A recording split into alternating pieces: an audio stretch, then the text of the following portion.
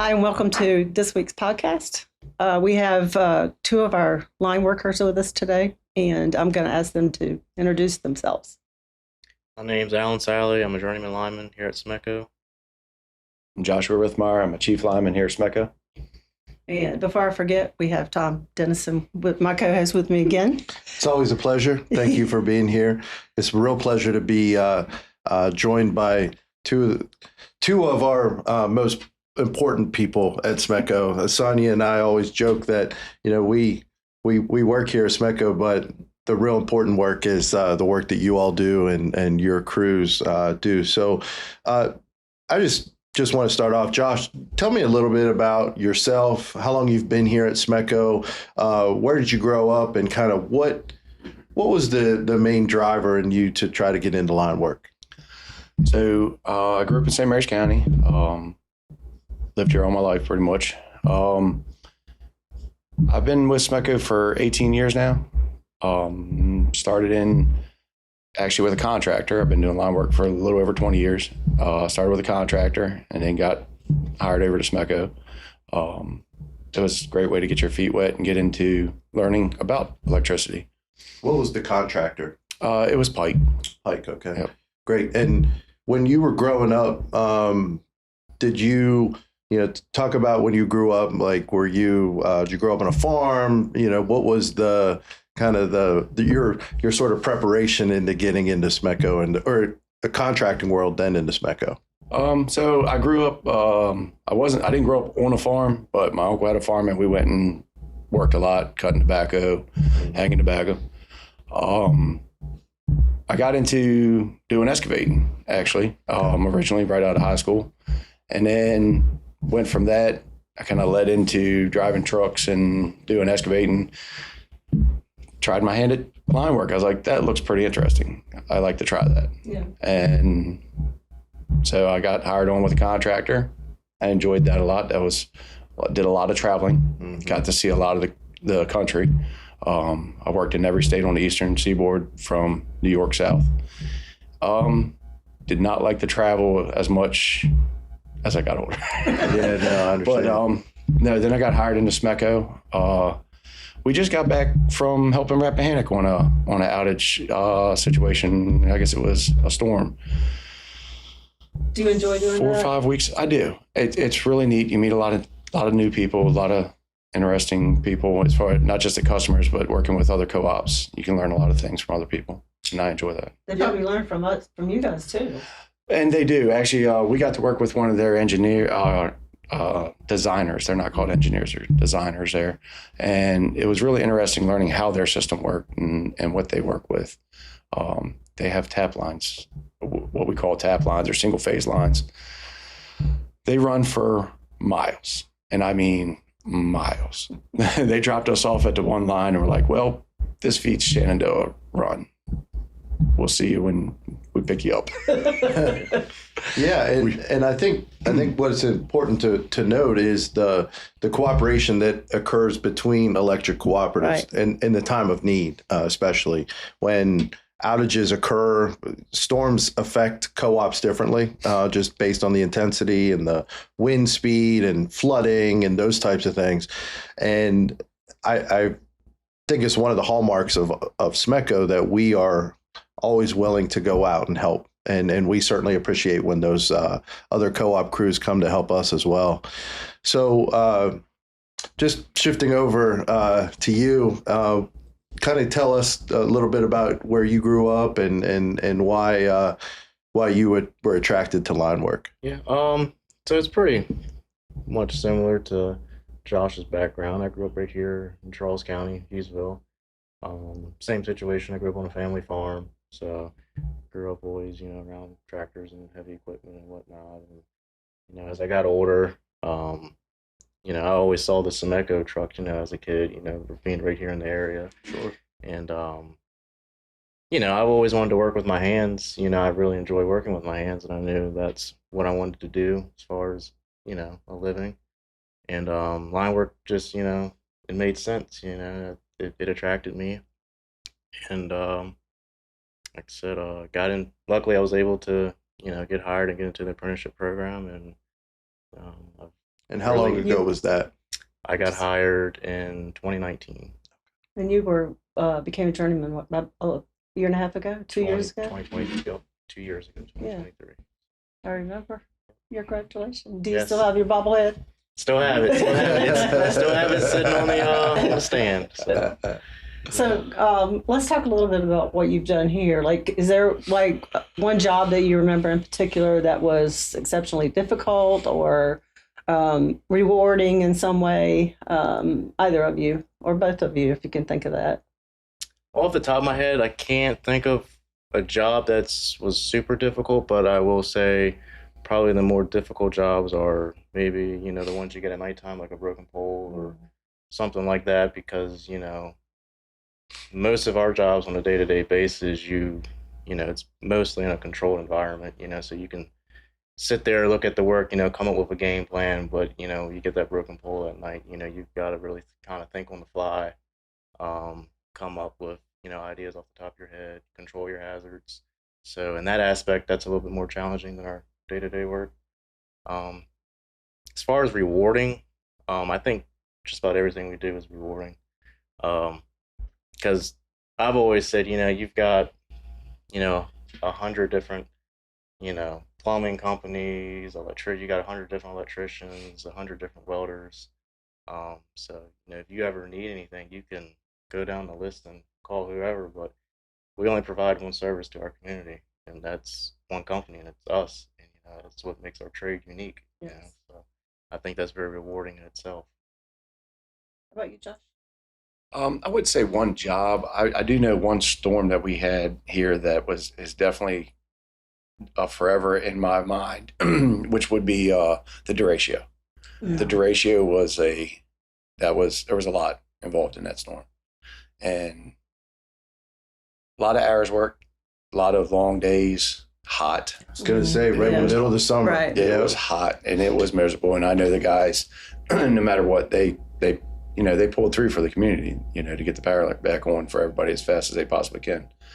But I mean, it's just one storm that will stick with you forever. Mm-hmm. So, yeah, and I can remember how we knew there was going to be a storm, but the devastation that it had was just unlike anything that we'd seen before. And I talk about how, whenever you get that call and you're dispatched, I mean, what's kind of going through your mind? What is the preparations that go into responding to an outage, whether it's in the middle of the night, like you just talked about, or in a big storm? Try to share a little bit about what goes into that preparation and planning. Well, I mean, usually it's on your first responders that get there, as far as our service department, if they beat you there, or when I just came from service I was over there for almost 2 years. When you first get there, I mean, you want to take note of what's going on. What are your safety issues right off Go Street? What can we what do we need to control first? Do we need to take care of traffic? Is traffic an issue? Do we have lines down in the road? Do we have poles blocking lanes? What needs to be done, and make sure that that's handled first and foremost between that and the electric side of it. Are these lines de-energized? Do we need to de-energize them, get them grounded right away, right now? Do we need to run up the street and open a set of switches? So there's a lot. Every job you go to has its different hurdles that we need to. Yes. So I would definitely say they play a big portion in our preparation when we get there, as far as having things lined up. That way they can transition it over to us. So they help out a lot with as far as our preparation before we start doing our work. Because they've already kind of checked out the scene and Correct. everything. Yes. One of the things that I've been told that's different about SMECO line workers is that you guys are trained to work either overhead and underground, not one or the other. Yes, ma'am. So do you do that on a regular basis or? Yep. Every day. Okay. Every day, pretty much, we can go from doing, an overhead with an underground primary on it, just like we did yesterday, setting a transformer, running the service all the way to the house from the overhead line. Yeah, I think Pepco, that you're either one or the other is what I was told. Yeah. Do you think you like it better that you're able to do both? I do. I think it. I do. I think, in my opinion, I think it's very important to be a well-rounded lineman. Mhm. So, the fact that you can do both, that's good in that aspect. So like for example, you get a call in the middle of the night. It doesn't matter if it's overhead or underground. You can do both. So like I said, I think it's very important. To be well-rounded, and it's most of our guys or all of our guys here can do both overhead and underground because that's what we were taught. So. Mhm. Some guys are, I mean, and I know I enjoy it, but if you were only doing overhead every day, it can get old. Or only doing underground every day, it can get old. So it's nice to transition back and forth, get a break from an everyday, yes, I have to do exactly this. Right. So, Josh, you've been here for 18 years or so, and you're not quite as long as that. Yeah, nowhere near him. But I think it's very unique in our world, the brotherhood that exists amongst the linemen. Talk a little bit about that, and sort of how you all interact with each other. What's your lingo? Yeah, your lingo. What's like headache. I know headache. Yeah, headache is a good one. But that bond that you all have, because it's about the man next to you, right? I mean, so talk a little bit about that and why it's such a, I would think, a rewarding part of the job. Well, I'd say first and foremost, it's definitely very important, to, look out for fellow coworkers, or I don't know if you've heard the saying, be your brother's keeper. Just from working on the side of the road, it might not even have to be line work, just traffic, you always want to watch, the other guys, back, or, like I said, as far as line work, you want to control your hazards and, maintain that safety culture that we pride ourselves on. And, at the end of the day, you want everybody to get back home safe. And that plays a huge portion as to why, we really emphasize, looking out for each other. I'd say we spend more time together than what we do at home, realistically. Yes. Mm-hmm. The overtime that's spent here, the guys are always together. They're family. Everybody's family here. Even if this guy's fighting with that guy and things aren't getting along right now, it's family. They still got each other's back every day. You're always going to have a disagreement. Nobody's family gets along all the time. That's true. But no matter what, they all look out for each other. They all work together. They get the job done. They make sure the community's taken care of. The bottom line is you all are working in a very, very dangerous environment, Right. in a highly regulated environment. I mean, those of us on the regulatory government affairs side, we understand reliability standards and how much that's an important thing for us from a regulatory standpoint. And I think knowing the dangerous part of the job, as well as the regulatory and just oversight that we have, really makes your job unique. And I think you would agree that when you are working amongst each other, that's part of the emphasis that you have to take care of one another, not only from a safety standpoint, but also to make sure the job's done correctly. Yes, sir. I think everybody here, even if there was a disagreement, everybody's main goal is get the job done, get it done safely. Right. And like you said, safety is a big issue with us. One, we can't see what we work with every day. You can't see electricity. Right. It's there, but you can't see it. We one big safety issue we do have, and then we look, towards the public to please keep an eye out. But we work on the side of the road. Traffic is a huge, huge safety issue with us every day. Trying to make sure that everybody can still get to where they need to go, that their travels aren't held up more than they need to be, and making sure that the guys can walk around the truck without having to worry about getting hit by a car. Well, and there's so many distracted drivers now. Yes. There are. And we did have an incident, last years year or ago, a couple years ago, where somebody ran into one of our trucks that was parked on the side of the road. Thank goodness there was none of you were standing there when it happened. It was when that accident happened, it was literally seconds before they were getting ready to get out of the truck. Right. It had been another second, it would have been one of the guys. So. And we know from earlier incident this week, not any of our people, but just how dangerous the work is. It is. It is. And I mean, public, I understand there's a lot goes on out there. I mean, we have people, lines are underground now. Mm-hmm. They're not just overhead. And we have people dig into them all the time with shovels, not calling for misuse. The public really needs to make a phone call. It doesn't cost them anything. No. They dial 811 and they come out and they mark the lines. They don't have to worry about digging in. They don't have to worry about causing a power outage to themselves or a neighbor. Right. So. What about fun stuff? What do you guys do for fun? You go ahead. Well, I know you did the lineman's rodeo. Yeah, last I do year. that. I really enjoy doing the rodeo. I do that. I've done it every year since I've been here. So you'll be there in May. Yes. Good. Yes, I will definitely be there. Well, Jenny will be there calling you Sweet Sally. That's fine. That's okay. So, like I said, I look forward to that every year. I really do enjoy doing that. So. Well, the lineman rodeo is May 16th and 17th. Yes. So down in Doswell, Virginia. And it's a competition, right? I mean, yes, you're correct. It's a competition. So, bunch of co-ops or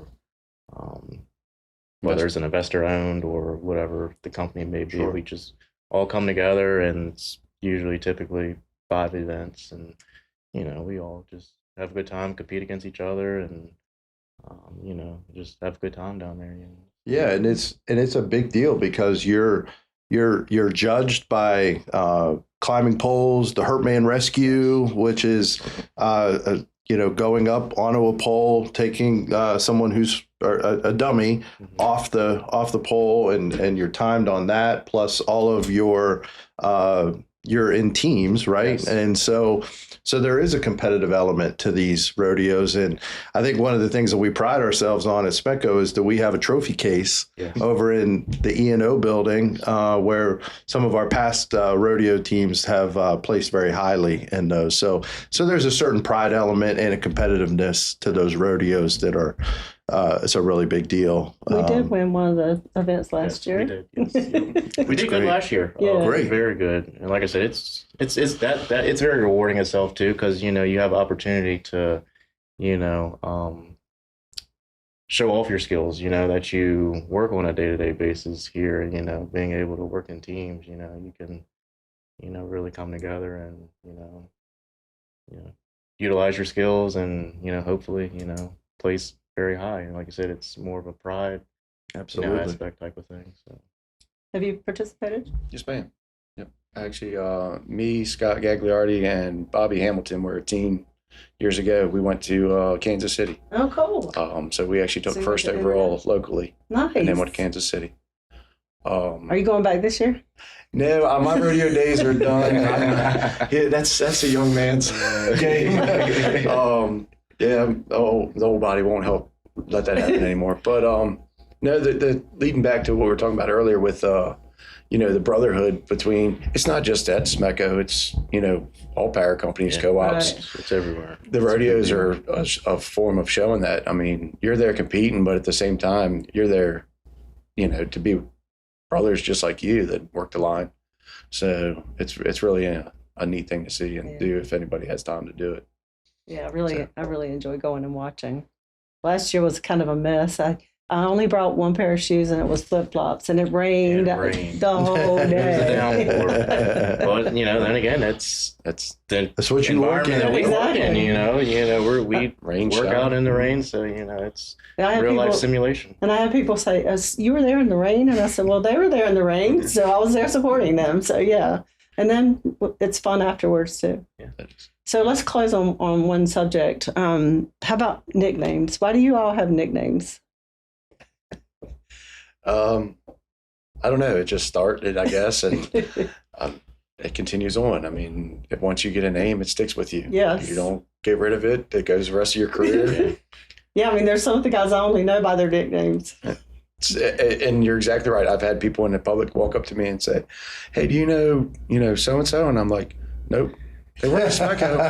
I don't know who that is." And then I'll be a few minutes later, I'll be like, "Oh yeah, that's his real name." Yeah, Yeah. we call everybody by nicknames around here. So I think it all goes back to, what we were saying earlier. It's family aspect. You work with somebody for so long, or you work with them, for a long period of time. You just eventually acquire a nickname. Do you guys have nicknames? we do. But you can't share. I can. I'll share. Mine's Earl. Earl? Well, mine's just my last name, Sally. Sally. Mm. Sweet Sally. Sweet Sally. Sweet Sally. Yeah. Oh, that's going back over there. All the guys at the rodeo know They know that. Sweet Yeah, Sally. yeah, they know. Well, we appreciate you guys coming in. I wish we had more time to talk. And we have a couple other guests coming up after you. So thank you so much. Thank And- you. We appreciate you. Thank you for the opportunity. Okay, so we have two new guests with us now. So if you two could introduce yourselves and tell us what you do here at Smecco and how long you've been here. My name is Matt Bichard. I'm a seventh step apprentice lineman, and I've been at Smecco for about a year. My name is Aaron Smith. I'm a Smecco intern, and I'm a CT student at North Point High School. Welcome.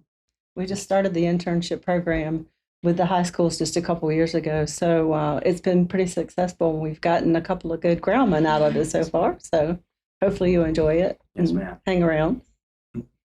And you only have one more year, right? Before you become a journeyman. Yep. Awesome. So, Aaron, as a CT intern, what does that entail? You're a high school senior, so tell me about what your day is like as a high school senior and intern at Smecco. So I attend school every other day, and the following day is a day I come to work. So I maintain my good grades, and on the following day I go to work and work hard for these guys, and they teach me and I learn and hopefully get a shot at the apprenticeship. Yeah, and I think it's something that I think Smecco takes a lot of pride in terms of working with our high schools and trying to attract students to come to work for us. And I think starting off as an intern is a really great first step. So I assume you grew up right here in Charles County. You go to North Point High School. What was it about Smecco or the lineman field that attracted you? So I'm in the tech class, so I'm already learning about electrical but like Sally said, I always saw those Smecco trucks outside and it just attracted me. I just love what they do and restoring the power and distributing it. So yeah, I just love Smecco, man. That's great. Good. That's great. So do you enjoy your work day or your school day better? I enjoy my work day. Yeah, These guys are great. I met one of the interns in St. Mary's last year. I was down there for something, and he did it a little different. Like he worked in the morning and then went to school in the afternoon. So he was leaving to go to school, and he told me, he said, "I have to leave now to go to school, but I would rather stay here." So. Yeah. So Matt, you said you've been with Smecco for about a year, and you're in your seventh step of the apprentice process. So I think it's helpful for folks to know that you don't just wake up one morning and become an apprentice lineman. Correct. Talk a little bit about the steps that you've gone through to get to where you are today as an apprentice. 7. Yeah, actually, my parents, they kind of forced me into the trades when I was 18 years old. School just was not for me. Actually started off in the Steam Fitters Union when I was 18.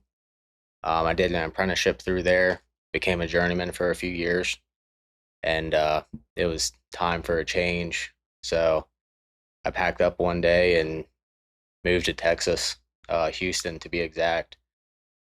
Spent a good year out there. Came back home and worked in Baltimore City for about 2 years, and then came to the power company.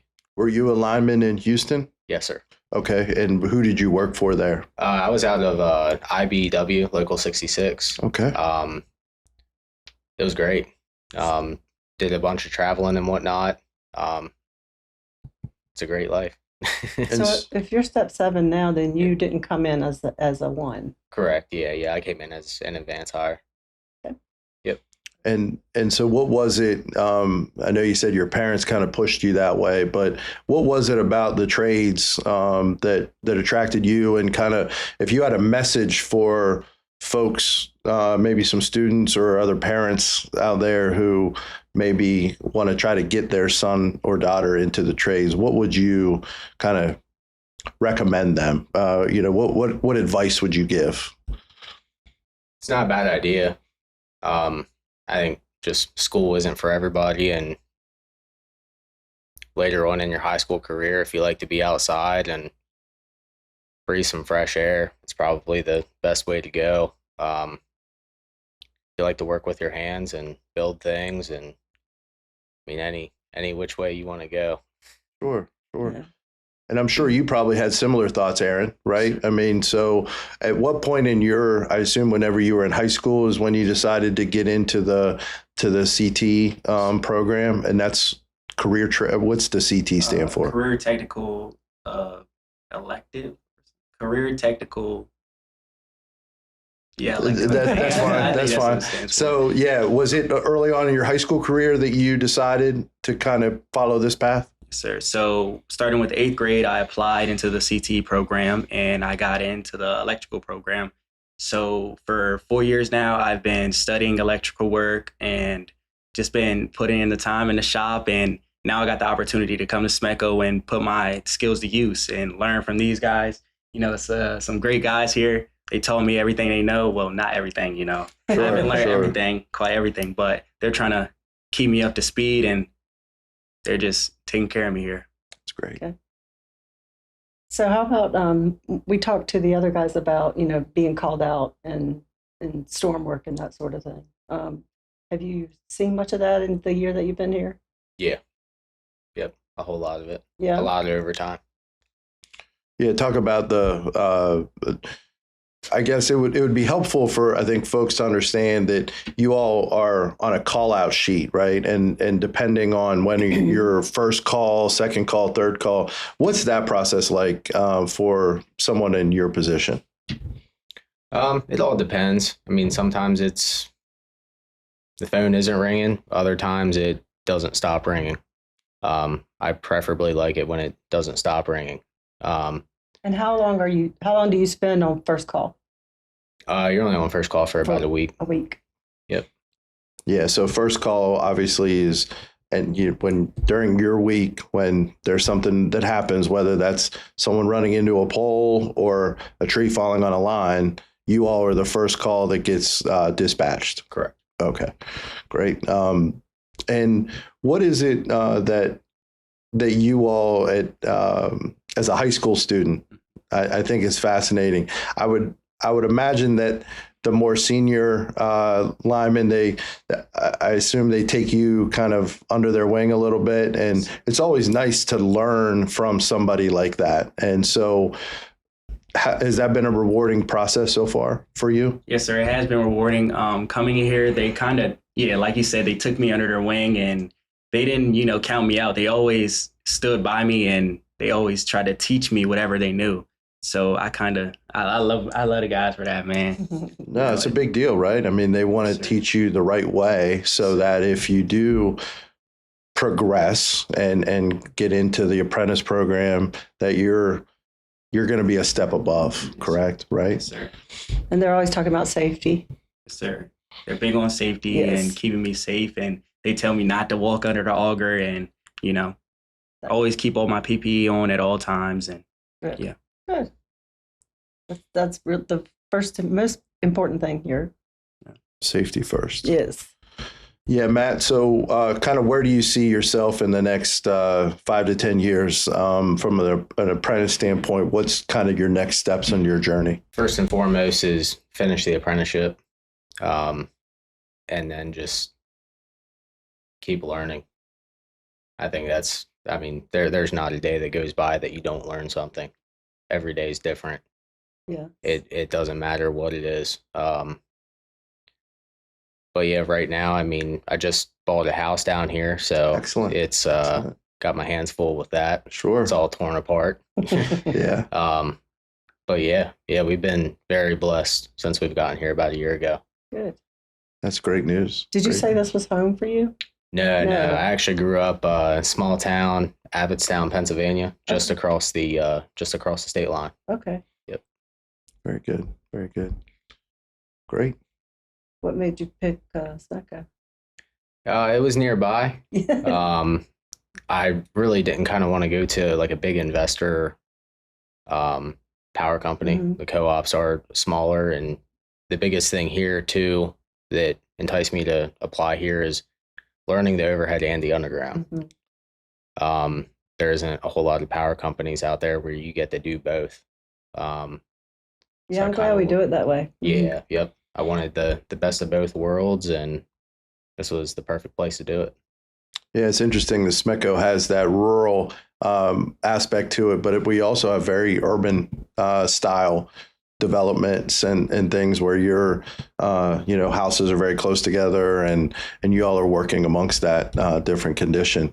Aaron, this is what you do. You pause whenever you screw up. And, so Aaron, if you had to kind of describe where you hope to be in the next few years. Obviously, you're going to be graduating in May, Yes, I sir. assume. So kind of what's your next step, and where do you see yourself? So I would love to get into the apprenticeship and hopefully finish that and become a journeyman and hopefully become a chief after that. I gotta, Amen. Good. I want to establish Amen. myself within this industry and be that guy that people can rely on to cut their power back on. Good. That's excellent. Sounds great. So, having been here only a year, do you have a nickname yet? Kinda. I mean, yeah. Yeah. Now, mainly they call me Matt or my last name, Bishard. Or sometimes they'll call me Yoder. Yoder. Yeah. Okay. Yeah. Well, you probably don't have one, right? Oh, I have one. You do? Oh, yeah, you do? Yeah. Is it family friendly? Yeah, it is. I would say mine is Pop-Tart. Pop-Tart. Pop-Tart. Excellent. Yeah. So Excellent. why is it Pop-Tart? You like Pop-Tarts? So a lot of guys like hunting, right? Uh-huh. So I was like, why are you hunting all the time? You should just eat a Pop-Tart. So I love it. that's why I got the name Pop-Tart. Pop-Tart. All right. I thought it might be Smiley or something. Because you're a very nice smile. Thank you. Well, I can tell you, I know neither one of you have been here for a real long period of time, but I can tell you that during storms, and there is such an amount of pride that comes from the community in the work that you all do. And I know Sonia could talk about it, I could talk about it, but when the chips are down, we always used to say when the chips are down and we have 20,000 people out of power, or 50,000 or even more, the faith and trust that they have, that the members of the community have in the Smecco linemen is unmatched, in my opinion. When I go on the radio to talk about what's going on in restoration efforts, there's uniformity across the people who call in about the appreciation that they have. So you should take a lot of pride in that. And I know, just from my standpoint, I know Sonny would say the same, that you all are tremendous ambassadors for us, and Right. you're the ones who really matter when it comes down to it. Yeah. We get a lot of compliments on your work and what a good job everybody does. You guys have anything you want to talk about? I just want to say thank you to the chiefs and journeymans that helped me through my journey, and I would just like to thank them. Same. Same. Yeah, All right. Same. Matt and Aaron, thank you both for being here. Thank This is you. great. Thank Great you. opportunity. Thank So our next guest, I'm going to let him introduce himself and tell us what he does for Smecco and how long he's been here. My name's Rob Denis, and I've been with Smecco since June of 2000.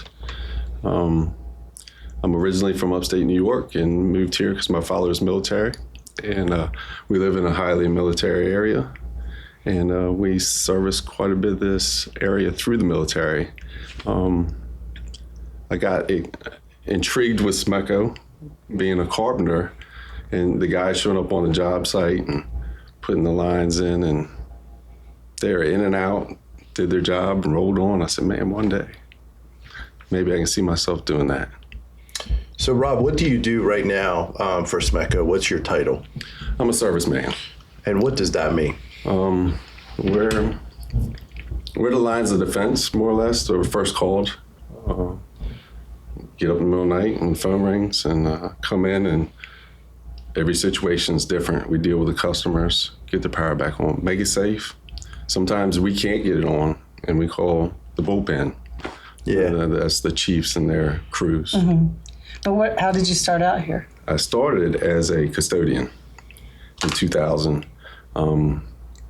Gary Oliver knew I did carpentry work, and Judy Dudley asked me to put in for the job, and I did.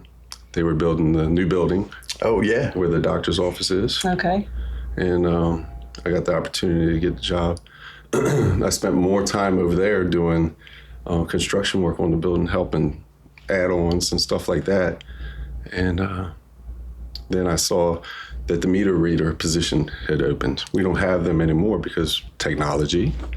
And I said, what better way to learn more of the trade than to move into reading meters and so on and so forth. So I went to lineman school probably a year and a half after that. And that was the last 5-year program that SMECO had. Okay. It was taught in-house by some of our ex-vice presidents. Ken Capps was one of our teachers. And Herb Regal taught banking transformers and some of the old good linemen that are gone now and retired. Right. In 2013, I became a chief lineman. And a couple years ago, I became a serviceman. And this was my goal. Okay. This is my goal. Oh, good. Yeah, this is my goal. It's wonderful. I mean, to think about the serviceman aspect of, we hear a lot about first responders in our lives, whether it's fire, EMS, police, and I think I always lump utility workers in there because we are truly first responders when it comes to the middle of the night and there's a traffic accident or there's a tree blocking the road and lines are down. I mean, talk about how that aspect of it attracted you to become a serviceman, to be that kind of first line of defense, I think was the way you described it. Sir. Yes, sir. I was on the truck with Tommy Rollins as an apprentice, and we got to go in storms and cut our way in and cut our way to... Oh, sure. Mm-hmm. I'm a father. I'm a grandfather. And it's always about getting the lights on for the kids. Mm-hmm. When I left in the middle of the night, I would tell my kids, Dad's got to go get the lights on. Now I say, Pop-Pop's got to go get the lights on. and it truly is. And sometimes when you got to dig down deep inside to get something done, whether it's go through the water to pull wire through the water and trudge it out to your helper, or when I was apprentice, I was the one pulling the wire up. We get in some nasty situations, and those situations the same. Mm-hmm. You make sure it's safe. You ground the lines out, and you make sure the public's safe and get the lines on for the community. Mm-hmm. Thinking about my family when I go out, and I wouldn't want my kids or my grandkids stuck without power, especially when it's cold or hot or a storm. We get to a certain point in a storm that we've got to pull back just to be safe, and you don't want to. Right. But you have to, just for the safety of our crews. We do it. And normally that's a call that's made from either the chief or ourselves or even higher up the safety committee and you guys. Right. And thank you, too. And that's based on how many hours you've been working, right? It does, or wind. If the wind gets out of control. Yep. Yeah, and we can't even safely do work at that point when the winds get up 70, 80 miles an hour. Right. You can't be up in a bucket. Correct. What's the highest wind speed you can? 55 is, you don't want to know what we've been up in. 25 years, there wasn't as many safety rules as there are now. And I can remember one of our safety guys that just retired, Ron Rennick, during Isabel. Uh-huh. The wind would blow the bucket out of the way, and then there was no sense moving the bucket back because give it a second, it'll come right back to work. And we can't do that anymore. I think it's 35 is what OSHA says that buckets and we can still climb, but when we feel unsafe, we stop. Right. We have That's to. good. Yes. We have Safety to. first, for sure. And it eats us up because we know that the power needs to get back on. But Well, that reminds me of, I think it was back in 1994, there was a bad ice storm here. And at the time, my children were all little, like 2 years old, 3 years old, and 6 years old. And we lived in a townhouse, a 2-bedroom townhouse in North Beach. And so we were on BGE service. And we were out of power for 7 or 8 days. And we couldn't find a hotel, and there was no kerosene heaters, so the 5 of us slept on the floor in the living room, all bundled up together to try to stay warm. So I know what you mean. It's nice to get the power on for the kids. Yep, it is. And the parents.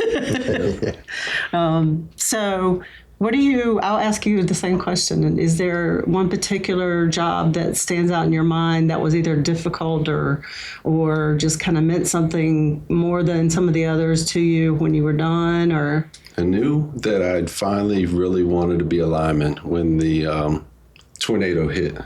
oh, La La Plata. Plata, but everybody thinks it just hit La Plata.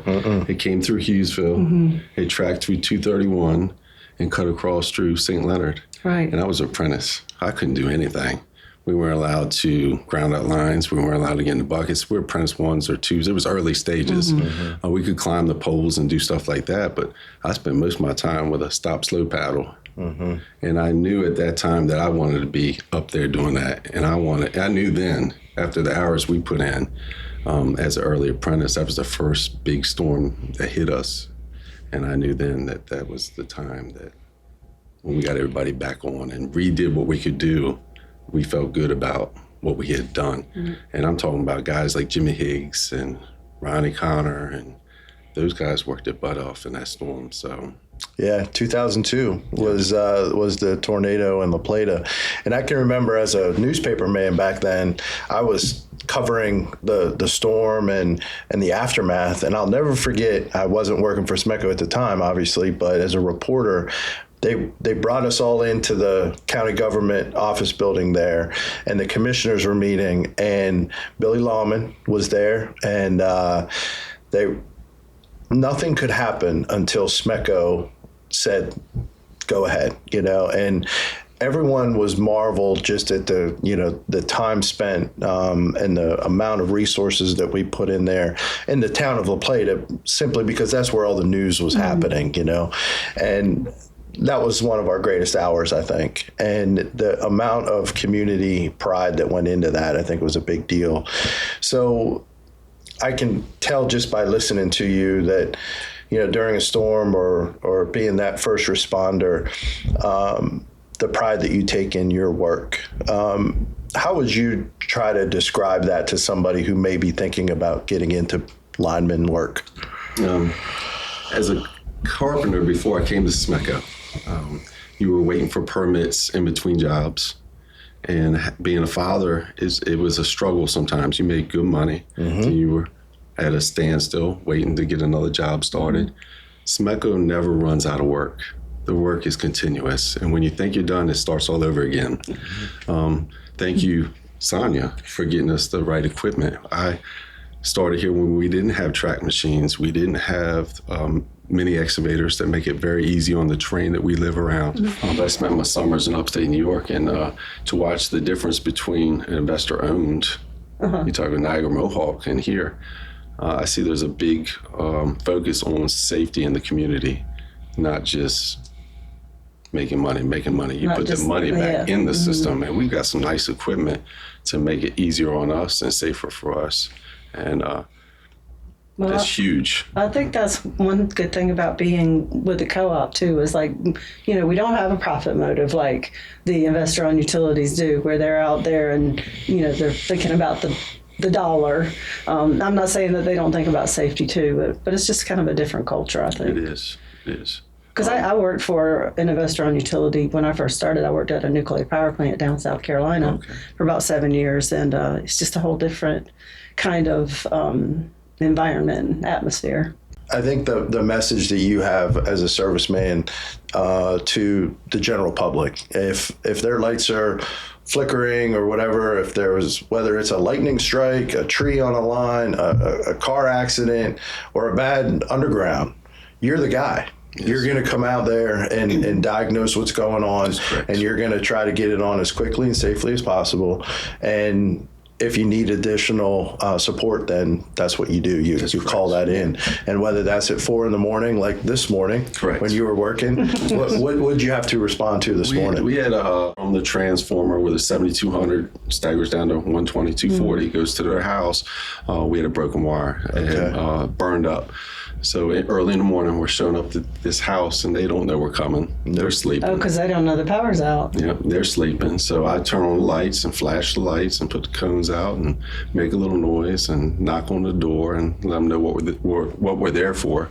Of course, this time she didn't answer the door until we had to pull the meter and actually see what was going on. But we do show up in the middle of the night, and the customers don't know we're there.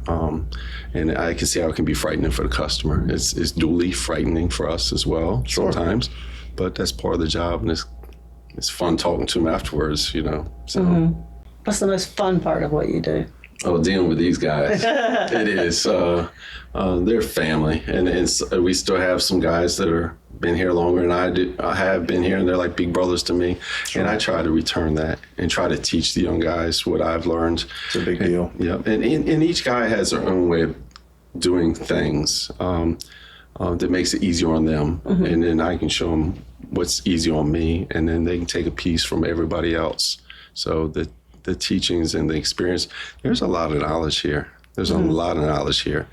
It's important to pass it on. It is. Yeah. And I mean, that's one reason we have so many apprentice classes going on right now, because we have so many people that can retire, and we need to have that opportunity for them to like pass the knowledge down to the apprentice classes that are coming up now. So I don't even remember what I was going to ask you now. I can't think of it. That's fine.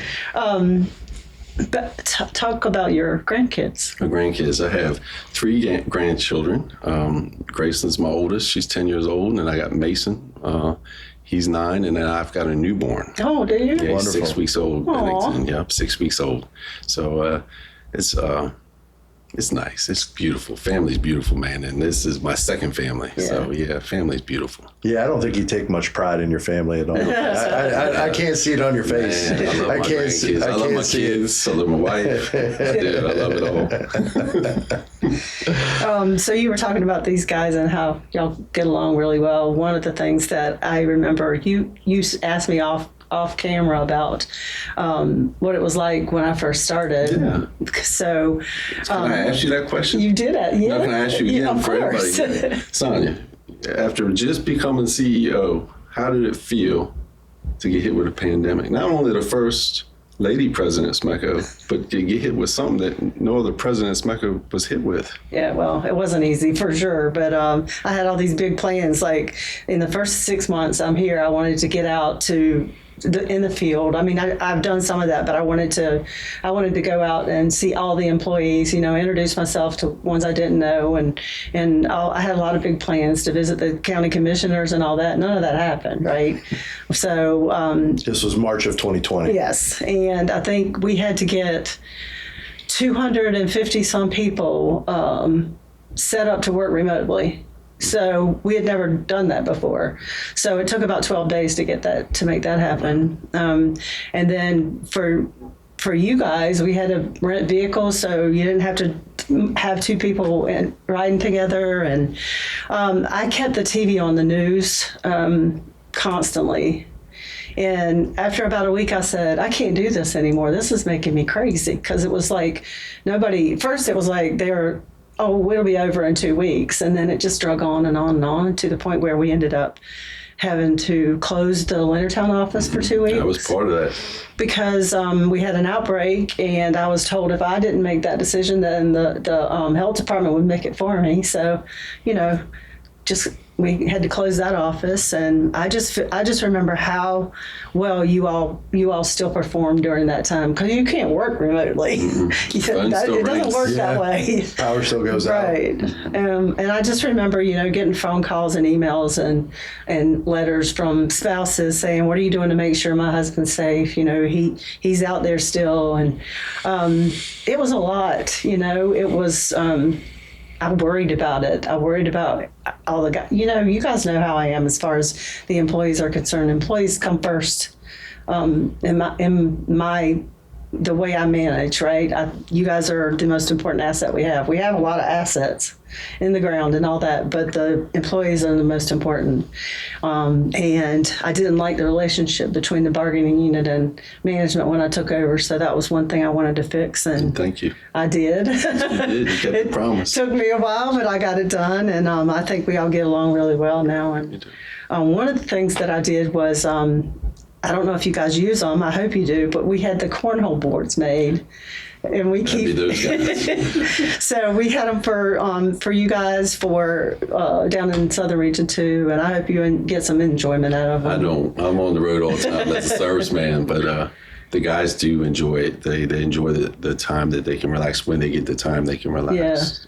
Just to re-gear, because sometimes you don't see good things, accidents, and unfortunately, we had someone that had a contact just this week. So, were you out there? I was not. I was on my way to go, and then I found out someone was already there. And thank God it wasn't who I thought it was. It was, it's unfortunate, It is, but yes. it wasn't our family. Right. But it was still our community. So, Right. Yeah, I was worried about. That was the first thing I said was at one of our crews. But it was very sad, and even for our guys that had to go out there and see it, I can't imagine how they must have felt about that. I talked to Jim Trainer, the safety guy, on the phone right after he got there, and I could tell that he was upset. And so I know you don't always get to see happy things. So. Yes, ma'am. Yes, ma'am. Well, I can just tell you, like I've told the folks who were on here before, just how much pride the community has in the work you do, and I think the representation that you all do for SMECO is unmatched. And I think during a storm, when you all show up, and it might be after a few hours or maybe even a day, like in the derecho and things, when the customer comes out and wants to get a picture taken with you and all, that really shows how much they appreciate the work you do. And just from my standpoint, thank you for everything you do. Thank you. You guys give us what we need, so we appreciate you guys. Good. I'm going to be getting back out in the field some more. I want to actually come out like when you get called out on something at some point too, instead of just going for a job that's been planned. And so I want to do that at some point, but I'm getting ready to go back out there. It's a lot funner. Nothing's perfect when you show up, Right. And you got to figure it out. So it's a little bit more complicated. A little bit of troubleshooting involved, and then getting the right resources to fix the problem. So, Well, I promise to stay out of the way. no, you can come out there anytime you want. Excellent. All right. Thanks. Thank you very much. guys. Appreciate you. Alrighty. Yep, thank you.